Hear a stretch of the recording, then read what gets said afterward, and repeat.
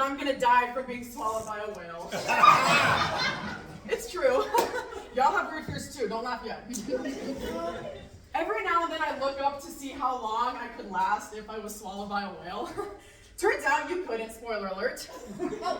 Only 2 types of whale will be able to fit you down the esophagus. And for other whales, their throat is only as big as your fist, which feels a little insulting and misleading, right? I mean, they eat all of that fish and krill, but they can't eat me.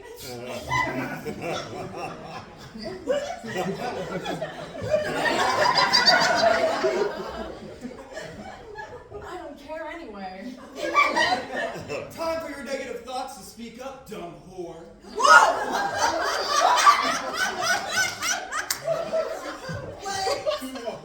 I'm not a dumb whore. I'm a smart whore. I am not a dumb whore. No, but you are dumb. Shut the fuck up! I can't. I'm you. Oh my god! Can we talk about the fact that my internal thoughts are a man? What does that say about me? Bitch. What'd you say? Bitch. So how do you silence fear? You definitely don't look up videos of how big the megalodon was and how it could kill you. Terror of the seas. The Meg. Stop! Right. How do we handle fear? There's the classic fight or flight, or if you're me, flight or flight. This has been good. Hi. We handle fear in weird ways. I can't live, laugh, love in these conditions. I'm scared I'll get stuck working some job that I hate forever.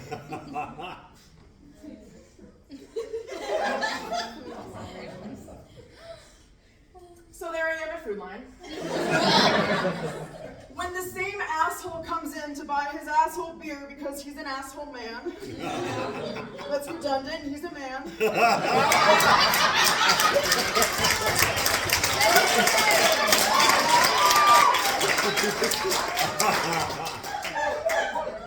All of us start off as assholes.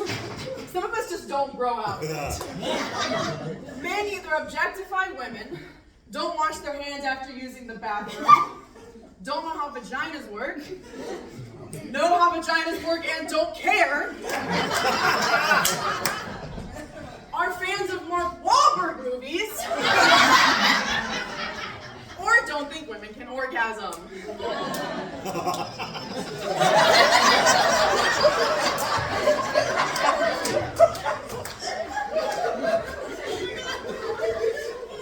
And 9 times out of 10, it's the same man. So there I am at Food Line when this asshole comes in with approximately 3 bottles of beer and the douchiest attitude known to man. Hey. Hey, how's it going? Pretty good. When do you get off? I don't. Capitalism sucks. This is the bad place. What? When do you get off your shift? Ooh, not the first time he's asked me that. I never give a straight answer, obviously. Was I ever clever? Was I finally hot enough to have a stalker? That is a joke. But didn't we all grow up learning that taking off your glasses makes you hot?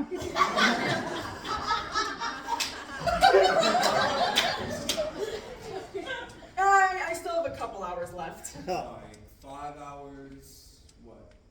Did I mention how much I love persistence? Now, sometimes they make me stay later. That's a fucking lie. As soon as that clock hits the hour I leave, I'm gone. Somebody could be getting murdered, but when it's 3 p.m., it's not my problem.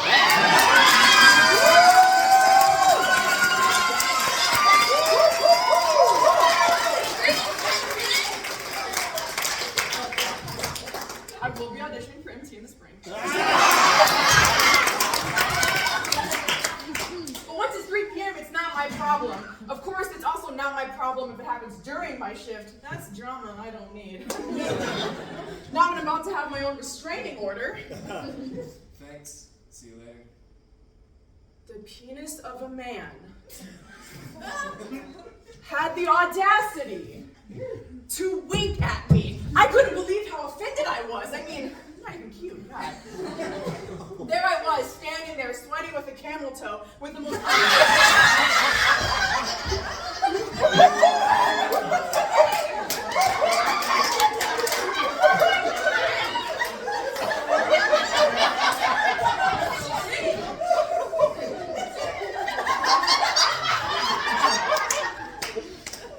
with an unsexy ponytail and the most ugly glasses ever.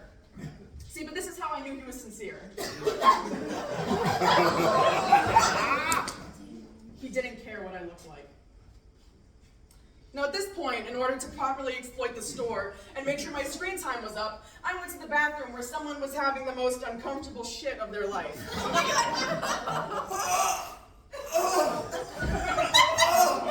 Oh my God! I'm in the bathroom with someone who sounds like they're trying to fuck a watermelon! And they're succeeding! What is this watermelon orgasmic high?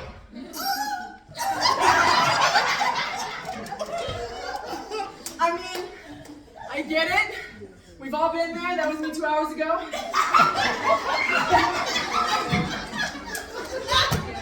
But when I'm trying to doomsday scroll on my phone, that's not the noise I want to hear. Now at this point, I'm trying to take small breaths to not breathe in the shit air that is no doubt in my soul at this very moment.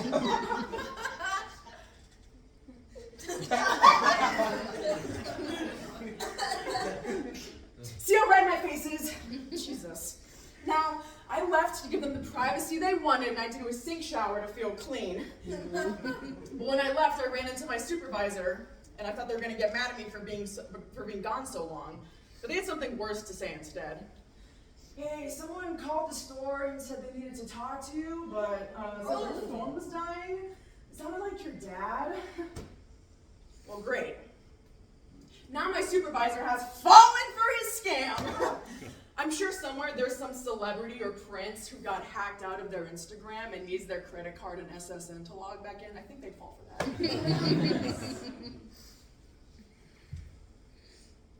Who is this number? I'm sorry, I'm at work. Me too, Detective Dickhead. I'm out of town for the week. Oh my God, poor me.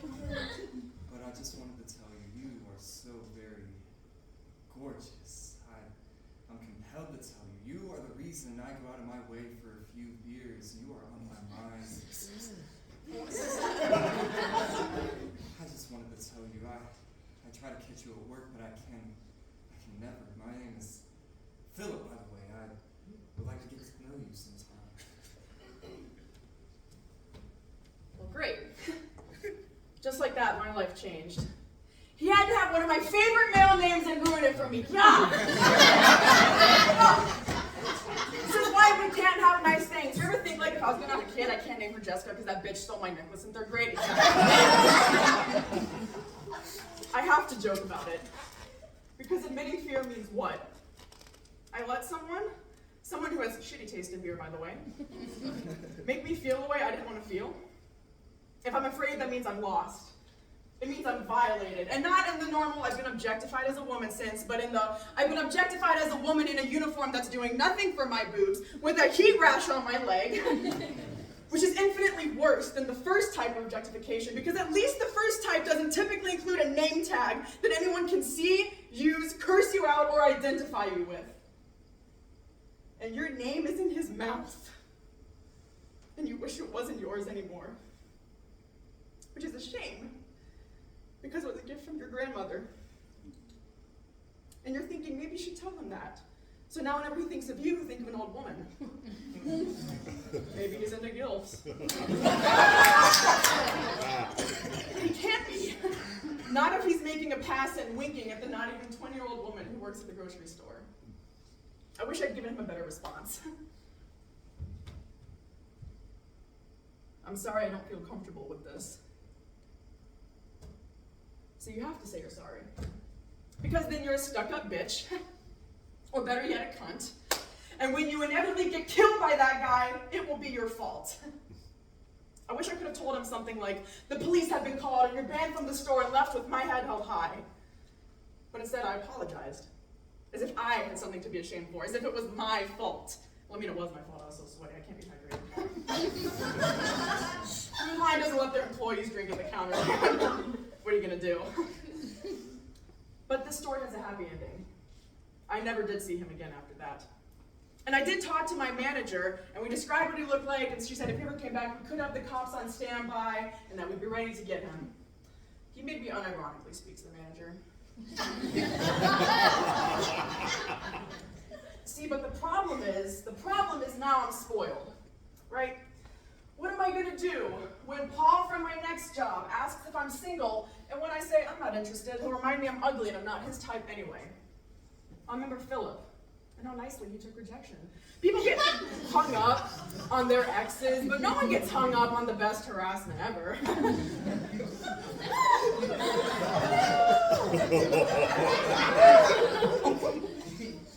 Can you imagine someone like him having children? You're pregnant! Fuck! That's another fear of mine. Pregnancy, having kids, giving birth. You ever talk to a kid? It is a toss-up, man!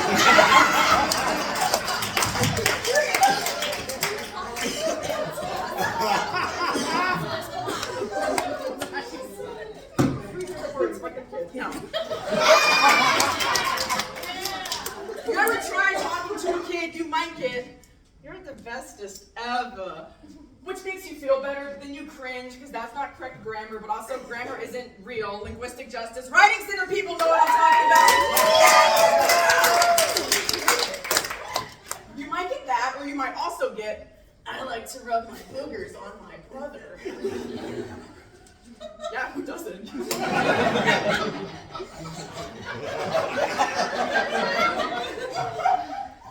Also, Dad says he hates Mom. What the fuck? How do you respond to that? Kids scare me. Birthing one scares me. I firmly believe women should give birth suspended from the ceiling like a trapeze. I am being so painfully and all dead-assery for real right now. We can have someone running underground like it'll never pull. Let gravity do the work. If it works for giraffes, it would work for us. Giving birth scares me. Do you know the reason why chainsaws were invented? King Louis XIV liked to watch his mistresses give birth and was a baby-back bitch when he couldn't watch it. So he made the supine position standard, and what was once a fetish is now medical practice. Do you know the reason why chainsaws were invented? Look it up. Part of my reluctance to be a mother is not only is my pain tolerance so low it's in hell, but who would trust me with a child, man? I have my own fluids and girl bruises to worry about. Do you know what I'm talking about? Women have bruises and I don't know where the fuck. I have one right here, I don't know where. It is a medical research. Girl bruises, girl dinner, girl math, holy trinity right there! Speaking of medicine, I'm a standardized patient. And for those of you that don't know what that is, I fake being busted or ill so that med school students get the chance to be like, "Yeah, you need an appendectomy." Say it with a little more urgency, please. Like, is it required or not? And the work is fun, but I've noticed something. Men have a problem. Male med school students have a problem. On the whole, they do not have enough empathy. It's made me concerned for healthcare, and I don't mean in the TikTok nurse way. Those that get it, get it.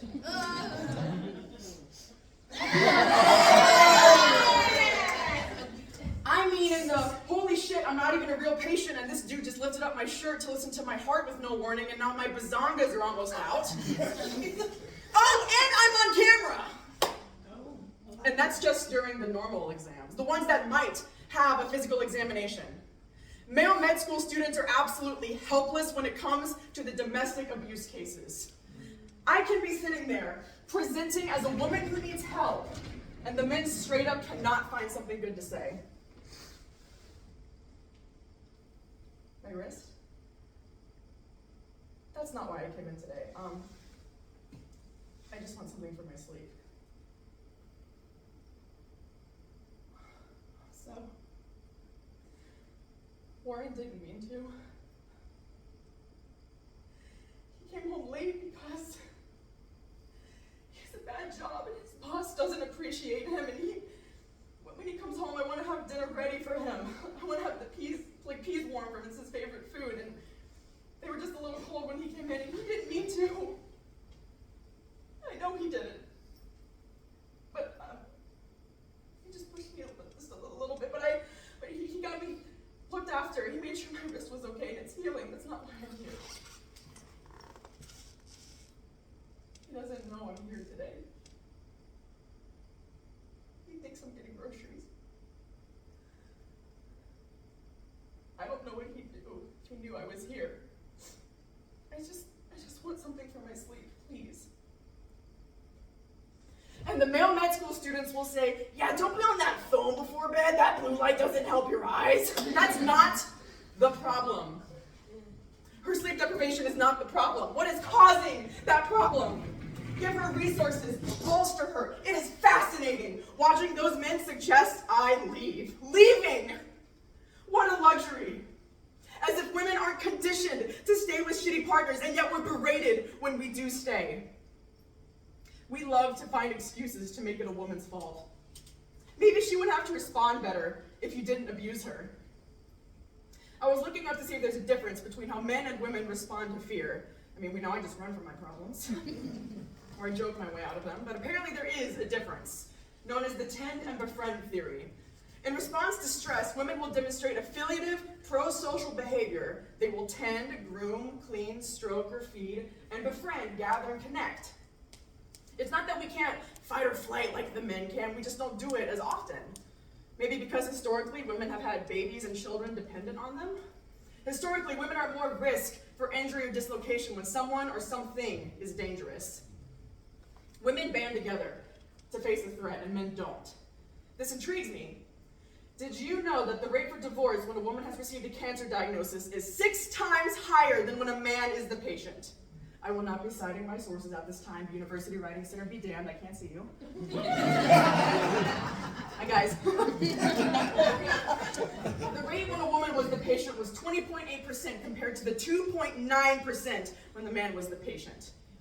Men who aren't committed to taking care of their spouses, what happened to in sickness and in health? Men who don't believe they could maintain a home or quality of life or take care of children. Men, in short, you would find on the Am I the Asshole subreddit. I genuinely love that subreddit. And I get it. Commitment is scary, but so is leaving your spouse.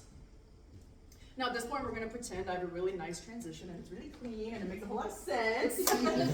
Believe it or not, it's hard for me to memorize my own work. To maybe no one's surprise, I like to improvise and jump around a lot. Can we get a round of applause for Jack and Drew for putting up with me?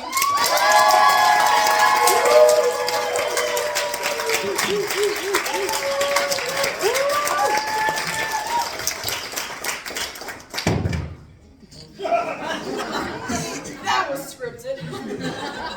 Solo performance genuinely scares the shit out of me. If I could choose between improv or something like stand-up, I would pick improv every single time, without question. If you're bad at improv, you have people to back you up. If you're bad at stand-up, it's just you that's bad, and everybody knows you wrote this, and you looked over these lines. Where the fuck am I? A transition. I like to drive by myself. Or if I'm driving with other people, I want them to drive. But the problem with that is I'm a passenger princess at that point. And the problem with that is you get aux privileges. And I'm the last person that should have those because I'll start playing opera or like Barbie movie shit. And I don't mean the Greta Gerwig one. I'm talking like 12 Dancing Princesses.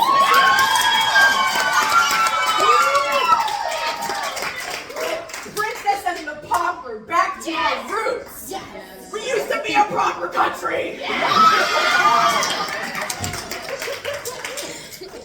Whenever I'm driving, I'm scared someone's gonna judge me, but I simultaneously judge all the other drivers. I hate in TV or film when someone driving takes their eyes off the road for more than a second. Because I know they're gonna crash. Whenever I'm riding with someone that speeds or makes a risky turn or does something that qualifies for holding on to the oh shit handle, I have the urge to tell them that my paternal grandparents died in a car accident. I know that's really fucked up, have you met me? Here's how I think that would go. Hey, would you mind slowing down? You bothered? Well, for one thing, it's the law. Actually,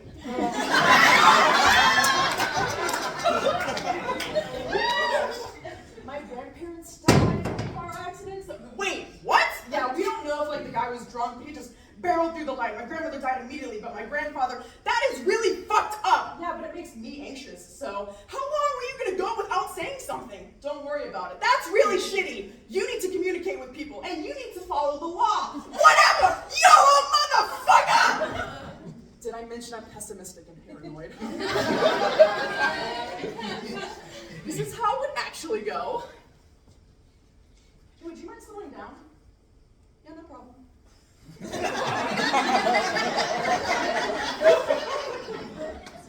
just like me.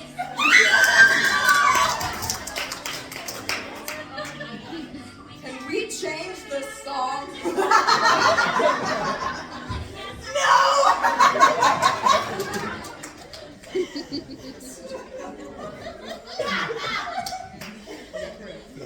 I have a fear of getting in a car accident, a fatal car accident. As all of you now know, my paternal grandparents did die in a car accident the last couple days of my 8th grade year. My grandmother did die about immediately, but CPR was performed on my grandfather for 20 minutes until he passed. 20 minutes. That is exhausting. I can't imagine that. What I could imagine, though, as I was learning how to drive, was the thought of killing someone with my car. And my poor mom had to deal with all my stress. I'm scared. What if I hit somebody? I mean, that's what happened to Grandma and Granddad. Well, the fact that you're taking this so seriously shows what a serious driver you are. Seriously. She could not have said seriously more times. What the fuck is wrong with you? Besides, this is what learning is for. How to best look out for yourselves and others on the road. Okay? I didn't have the heart to tell my mother that I was scared the odds would line up someday and I wouldn't come home. Or that I would do something I would never be able to forget or forgive. But I made it home that day, and the only accident I've ever been in was when it was my fault, but his car did more damage to mine, so really, who's the loser here? It was on the way to Ash Wednesday Mass, spring of my senior year in high school. The time change hadn't happened yet, so it was dark at 4 p.m., and it was rainy, so it was like a perfect clusterfuck. The light was backed up, and after accelerating just a little teeny bit, I didn't hit the brakes fast enough and just lightly bounced off. The impact hit immediately. Shit!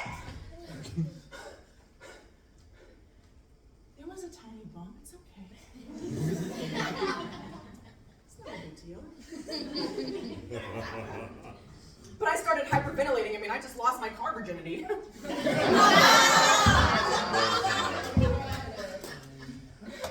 I needed to cross like 3 lanes of traffic to be able to pull over and talk to the guy, because that's the decent thing to do, right? And I finally got into a parking lot, and I pulled over, and I got out, and I started talking to this dude, like tears already in my eyes.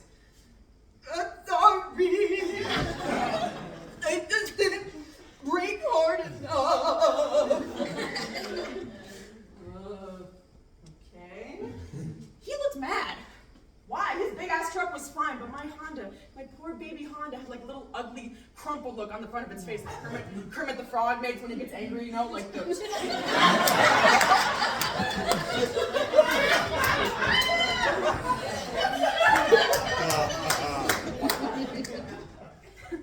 I think he figured out based on my size and shrill voice that I was just a scared teenager who genuinely was not gunning for his car. And he looked like he could forgive me. He looked old enough to have a couple kids of his own. Okay, let's just exchange information. The first and only time a guy has ever wanted my number. And it's for a car accident. He took a picture of my license plate too, which felt violating all things considered. Like insult to injury, much damn. But I made it to Mass, and I slunk into a pew in the back next to my parents, and I was still crying, and my mom was like, what the hell's going on with her?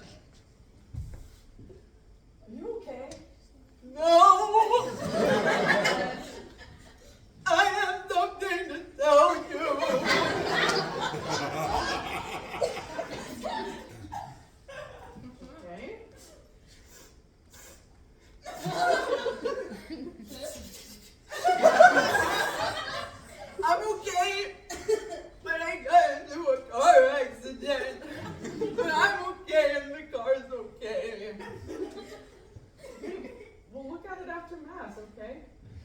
Okay.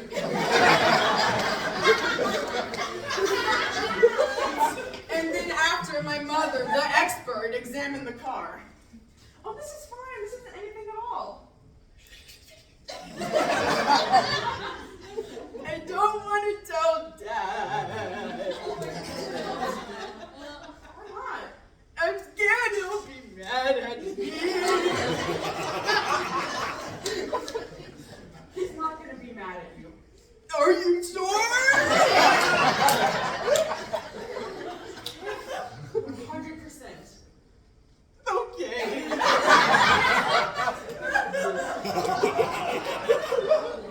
I later found out my dad thought I was crying because he thought I was having a religious experience.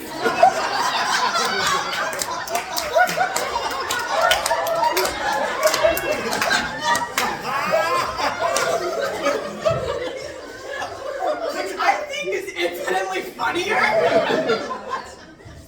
I like to imagine some old zealot praying in the back and seeing me lose my mind and being like, oh, I need to pray harder. Shit.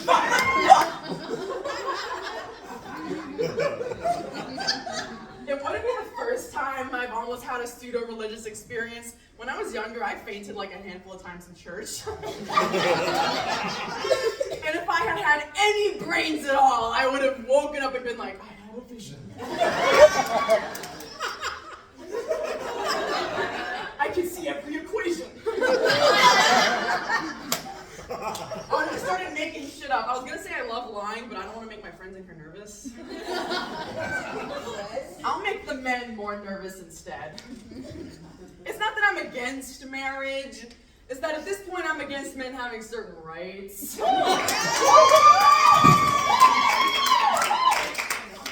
I mean, it feels like they've gotten away with so much shit that they've wasted all their chances, right? I hate how in this heteronormative, woman-hating, soul-sucking, dick-sucking, mindless, hateful, and twisted patriarchy system we have, that it's been the long-standing tradition for a woman to take her husband's last name in marriage. And for any woman in here who would take a husband's last name, get out, my show is not for you. Just kidding. I need this for credit. Hi, J-Mo.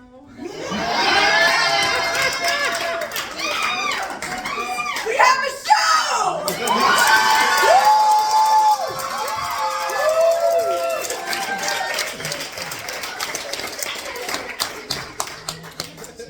Maybe this isn't a big deal to most women, but it's my show, so. Is the last name being taken or forcibly bestowed? To me, the verb take is a violent verb, and I associate violence with men. Women's names are placeholders. There is no such thing as a maiden name. My maiden name is a man's name. My mother's maiden name was Megura. Her mother's maiden name was Lamprecht. My paternal grandmother's maiden name was Lerman. And her mother's name was Sophie. All names come from men. Whether they're patronymic or just regular taking of the last name, women have not been allowed to have our own identity. I am my father's last name. And if I was traditional and heterosexual and got married, I would become my husband's last name. This to me is terrifying. I say if I got married. I know the odds of me marrying a man are low at this point, but never zero. Whenever I'm having a really bad day, I think, even at my worst, a stem bro would take me. Like, come on.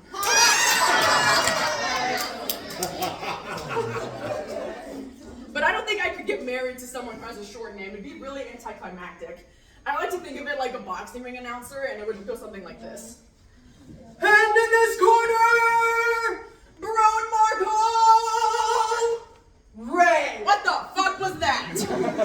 All of that buildup, wasted! What I need to do is marry someone with an egregiously hyphenated last name of their own, so it would sound something like this. And in this corner again, Brotemarkle! Higginbotham! Groundhopper!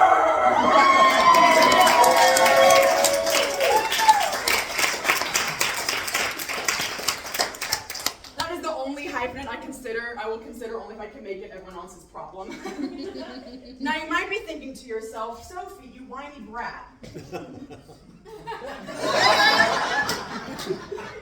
Some of you were thinking it. Some of you are thinking, when is this over? I don't know, I'm making shit up!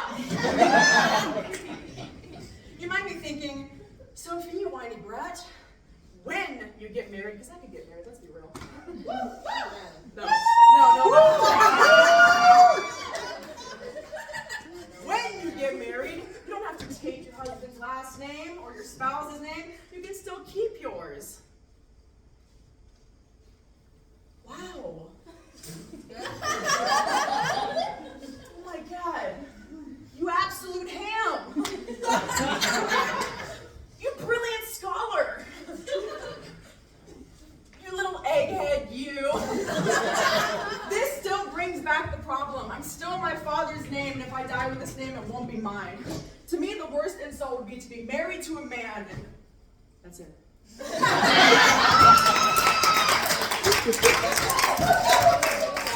Don't feel that. It's not real. It's not real!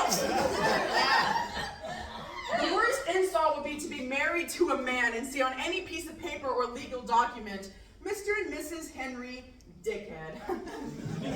In this case, not only has my last name, my ridiculously long, undeniably feminine, aggressively German, and unfortunately male last name been erased, so has my first. There is no identity here, and this to me is terrifying. I guess I could be construed as a man-hater at this point, and sometimes I feel like one. I'm tired. I'm tired of behavior and excuses that are backed up by bullshit ideology. I don't want to hear not all men. It is enough men to make me think all men. It is enough men that protect all men, that I cannot trust all men. It is the reason I dropped out of a god-awful financial class this semester that was taught by two men making misogynistic jokes, comparing marriage to the electric chair, and telling us to not have daughters if we wanted to save money. And I realized I could not endure a semester of a class trying to teach me something that probably didn't consider my career or my degree, and as we now know, my gender when they were making their class. How do I save money? I drop your class.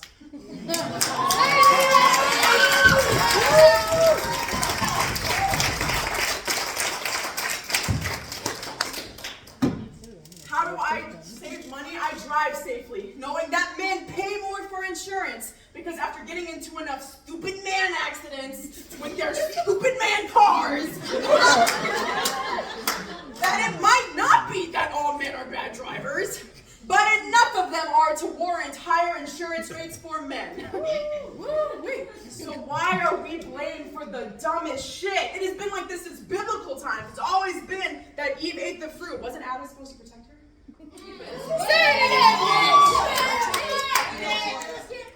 Maybe Eve ate that apple because apples have fiber.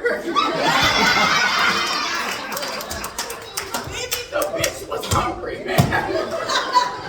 Maybe she ate the apple because she was gay. Gay women are fruit. Let's start there. I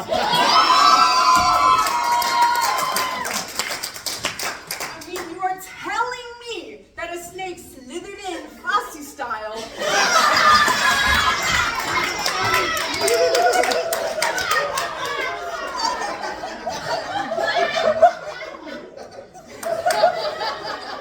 And said, here, it doesn't have hands.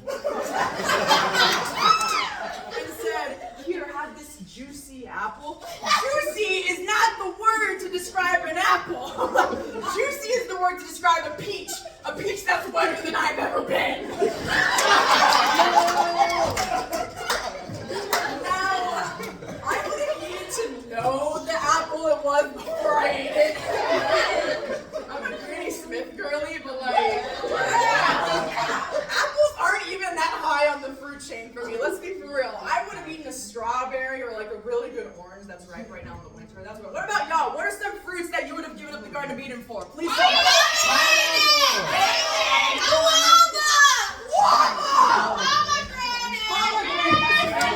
That's a good one. Nobody say banana. This is my show. And I'm not trying to make this an attack on religion, but we cannot catch a break can we? All throughout history, Cleopatra, brilliant woman, tactician, reduced by historians to being a bombshell because that's the only way she could have produced something of virtue. Hedy Lamarr created the groundwork for Wi-Fi. Henrietta Lacks, whose cervical cells were taken without consent, becoming HeLa cells and unintentionally creating the polio vaccine.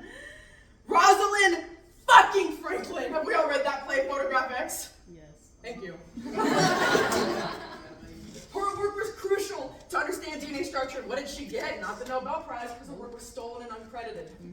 Margaret Hamilton, an American computer scientist who wrote code for the Apollo program at NASA. And when she told them that the mission needed a backup code as a failsafe, her supervisors, men, said, astronauts don't make mistakes. Yeah. I agree. Needless to say, the code that she wrote in defiance saved the mission, and this is just scratching the surface. Your homework is to go home and figure out which everyday object you use was invented by a woman, and then go thank her descendants. But good luck finding them, though. They all probably have different last names by now.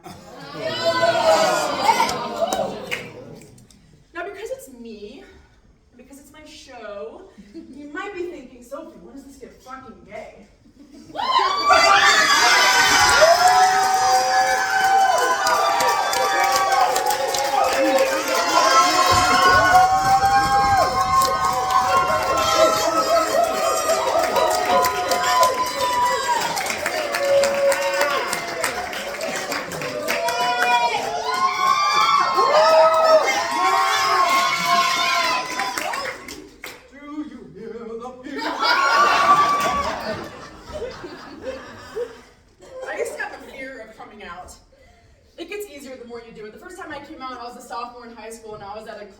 For the competitive public speaking team I was on.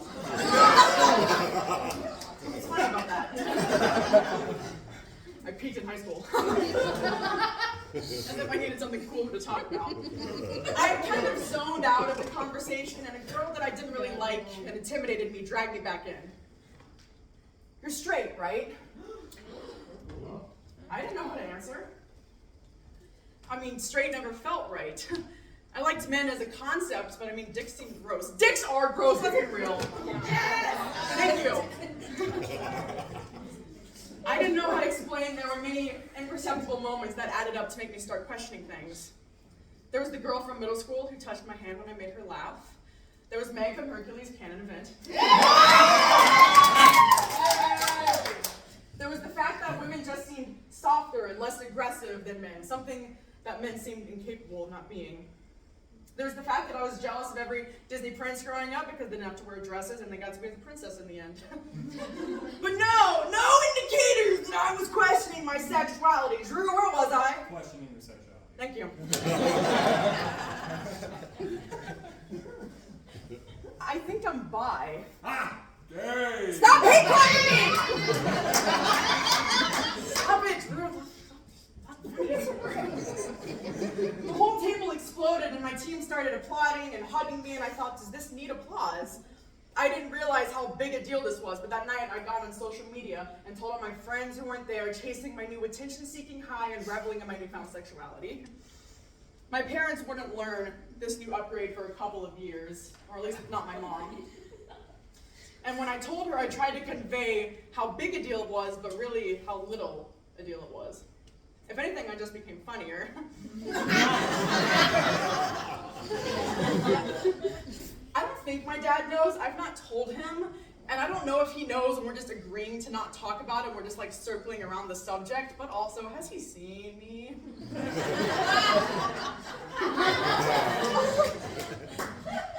This man flew planes for the Navy and can't clock a lesbian?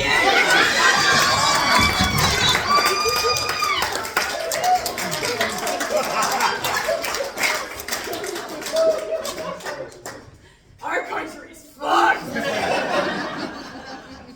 It's not so much a fear of mine, but like a tiny worry in the back of my head, they'll never be a good person as my mother. And those of y'all that know my mom know how fucking big this is. My mom is a saint. I don't know how she does it. I mean, I know how she does it, it's for her faith, but that's never felt right for me. What does feel right is stealing her name and making an Instagram account under it so I can like spout her messages everywhere. And we all know how much I love running an Instagram account.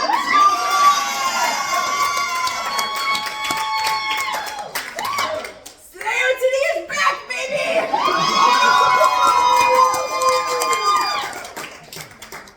My mother has about made me believe in the power of prayer.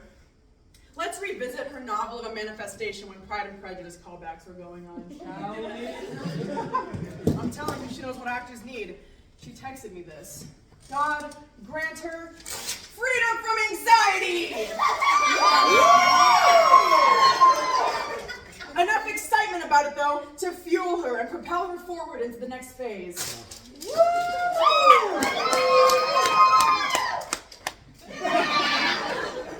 Good communication and easy recall between her brain and her mouth.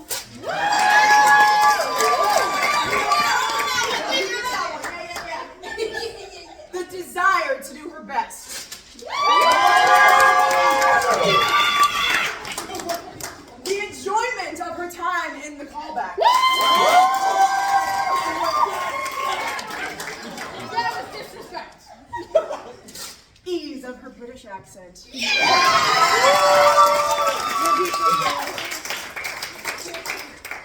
Happiness for all who do make it.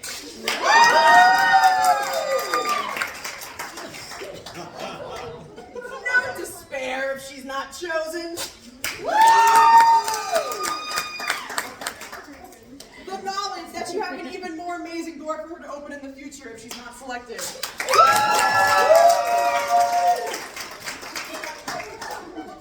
The understanding that all the prep for this callback will prove valuable at some point in her future.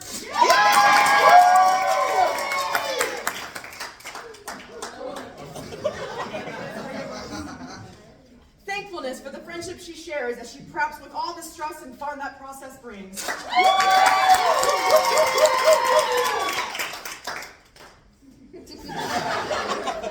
Good, deep rest tonight so she awakes refreshed. Yeah, Monica said. Prudent choices tomorrow with regards to time, hydration, and nutrition.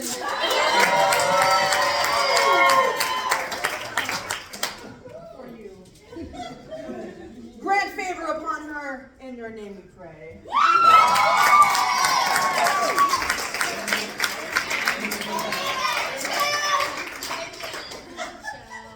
How do you make fun of a woman like that?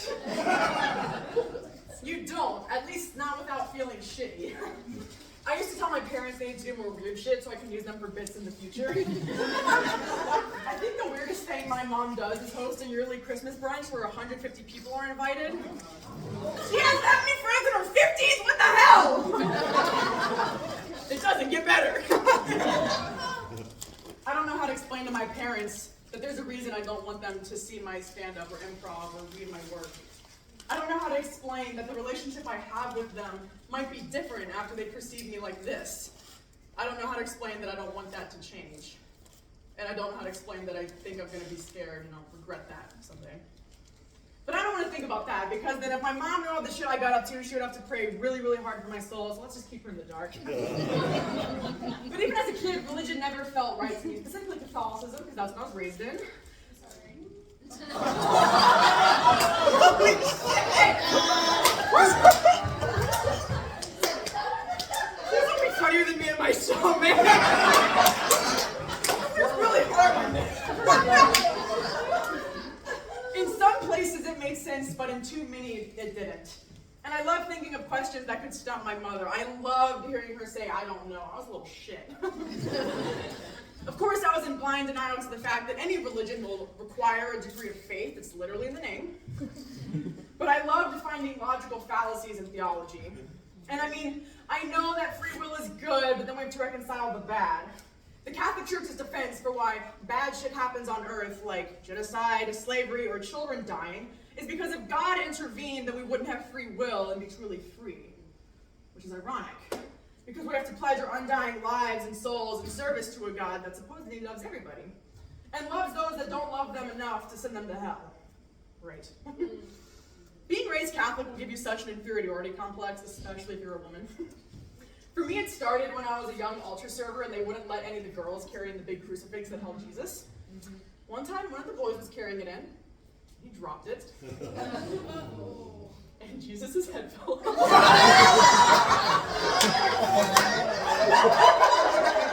Now, would a woman do that? I ask you? Being raised Catholic also gives you such a weird superiority complex. Other churches have service. You have mass. Other churches have sermons. You have homilies. Other churches have communion. You have Eucharist. Other churches have scandals. You have sex scandals. Why so many sex scandals? What the fuck? Do not tell my mom about the sex scandals, though. She'll tell you not to see the forest for the trees. I once wrote a short story for a creative nonfiction writing class detailing the relationship I have with my mother through the lens of chess. I wrote how I taught her, the frustration I feel when she gets upset that I win, the subsequent guilt I feel for winning. That's not very girl boss of me. The fact that the one time she won because my piece slipped on the virtual chessboard, I got really weirdly bitter about it, like to the point where my driver's license should have been revoked, because like, am I okay? No. And my professor tried to tell me there was some hidden meaning in the way I view my mother, which made me bristle. Do I really have that much contempt for my mother? And if I do, what does that say about me? It makes me nervous about the person I am. I wish I could be someone who thinks and never acts, but I am acting without thinking 90% of the time. I want to be a better person. I want to be a person like my mother, who sings a prayer over everybody's safety when they get into a car, except I don't want to pray. Because remember, when you're the driver of that car, you're responsible for everybody's lives. And if something goes wrong, we're all nothingness. Which brings me to my existential crisis. I remember once bawling my eyes out to my mother because I couldn't grasp the concept that the sun was going to burn out and that I wouldn't know what it's like to experience that. But she was able to alleviate my fears by letting me know I probably wouldn't live the billion of years it's going to take for the sun to burn out. But then she doubled down on my anxiety by letting me know heaven is eternal. So, which is it? I will live to see the sun burn out? Checkmate, Mom! I won't see the sun burn out, or I'm going to watch it burn out from God's paradise that for some reason excludes pests because the Catholic Church doesn't believe that animals have souls. Yeah. Which is assuming that that paradise is real, of course. But if it's real, then that means we have to acknowledge so much bad shit has been condoned, and I don't want to think about that. I don't like thinking about death. I don't like thinking about nothingness. I know I'm not going to know what it's like to not be here because I won't be here, but what is it like to not be here? You hear? I think my first version of the afterlife would be like the good place. And I won't spoil the ending, but I would include a little thing that when you die, you can reincarnate and come back someone on Earth, and then when you die there, you just get to thumb through all your memories like a photo album. But this time, I'm coming back as Jackson August, because that's what I would have been named, and I think it fucking kills. Plus, August is a family name. We talked about a lot of fears tonight. There's lots of things to be scared of.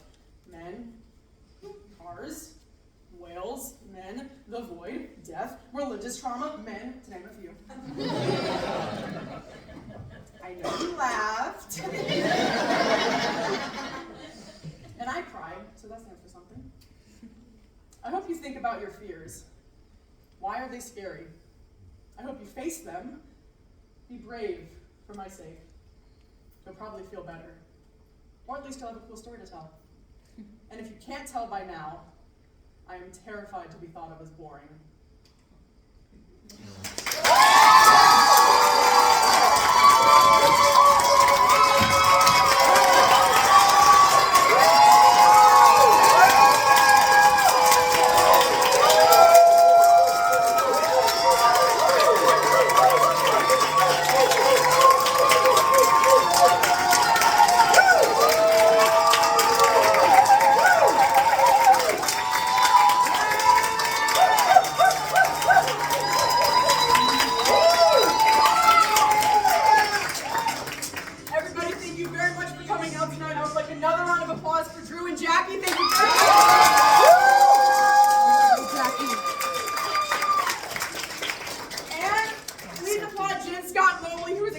to do this.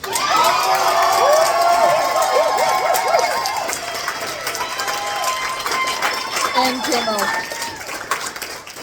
Thank you very much for coming out. I can't improvise right now. Thank you. I love you all.